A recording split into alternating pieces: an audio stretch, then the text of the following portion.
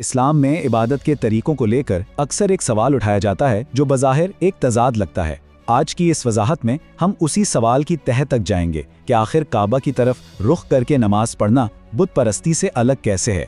तो आइए ज़रा इसमें गहराई में चलते हैं। सोचें, एक शख्स काबा की तरफ मुंह करके नमाज पढ़ रहा है और दूसरा एक बुत के सामने झुका हुआ है।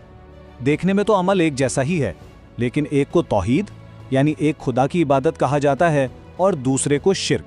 आखिर ऐसा क्यों है? देखें, इसका जवाब इतना सीधा नहीं है कि हाँ या ना में दे दिया जाए। ये एक बहुत गहरा नजरियाती सवाल है और इसे समझने के लिए हमें सिर्फ ये नहीं देखना कि क्या हो रहा है, बल्कि ये देखना है कि इस अमल के पीछे सोच क्या है। तो ज़रा इन दोनों मंजरनामों को साथ रखकर देखते हैं। एक ही जैसा जिस्मानी अमल यानी किसी चीज़ की तरफ रुख करना, लेकिन इस्लामी नुक्ताए नज़र से इनके नतीजे बिल्कुल अलग हैं। यही वो उलझन है जिसे हम आज सुलझाने की कोशिश करेंगे। इस पूरी बहस का, इस पूरे सवाल का जवाब दरअसल एक लफ्ज़ में छुपा हुआ है और वो लफ्ज़ है तसव्वुर। यही वो मरकज़ी ख्याल है जो इन दोनों आमाल में ज़मीन आसमान का फ़र्क पैदा कर देता है। तो इस तसव्वुर का मतलब क्या है? इससे मुराद वो सोच, वो नीयत और वो पूरा अकीदा है जो किसी भी अमल की बुनियाद होता है। माखिज़ के मुताबिक ये एक बुनियादी असूल है।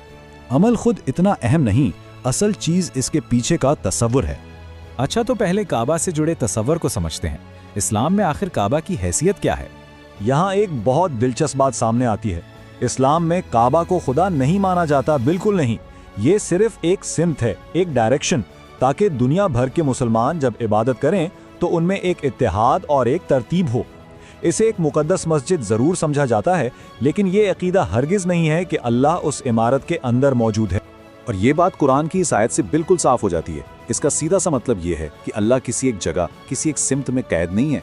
तभी तो अगर किसी मुसलमान को काबा की सिमत ना भी मालूम हो और वो किसी और तरफ मुंह करके नमाज पढ़ ले तो उसकी नमाज हो जाती है। क्यों? क्योंकि इबादत काबा की नहीं, अल्लाह की हो रही है। अब आते हैं दूसरी तरफ, बुत परस्ती से जुड़ा तसव्वुर क्या कहता है। यहाँ तसव्वुर बिल्कुल उलट है। माखिज़ के मुताबिक बुत परस्ती में हुलूल का अकीदा होता है, यानी ये माना जाता है कि खुदा या देवी देवता उस मूर्ति के अंदर आ बसे हैं। प्राण प्रतिष्ठा जैसी रसूमात इसी अकीदे की मिसाल हैं, जहां यह समझा जाता है कि मूर्ति में जान डाल दी गई है। इस सोच के मुताबिक वो बुत खुद ताकत का एक मरकज बन जाता है। तो अब जब हमने दोनों तसव्वुरात को अलग अलग समझ लिया है, आइए इन्हें आमने सामने रखते हैं ताकि फर्क बिल्कुल आईने की तरह साफ हो जाए। तो खुलासा ये है, एक तरफ काबा है जो सिर्फ एक सिमत है, एक निशानी है। इसके बरक्स बुत को उलूहियत का जिस्मानी ठिकाना समझा जाता है, जिसके अंदर खुदाई ताकत मौजूद है। एक तसव्वुर में खुदा लामहदूद है, हर जगह है। दूसरे में उसे एक जगह महदूद कर दिया गया है। यही सबसे बड़ा फर्क है। माखिज़ एक बड़ी दिलचस्प मिसाल देता है। फ़र्ज़ करें अगर कोई मुसलमान यह अकीदा बना ले कि अल्लाह खुद काबा के अंदर मौजूद है और वो काबा की इमारत को ही पूजना शुरू कर दे, तो उसका वही अमल फ़ौरन शिर्क बन जाएगा। इससे यह साबित होता है कि असल चीज़ जिस्मानी हरकत नहीं, बल्कि उसके पीछे की नीयत और अकीदा है।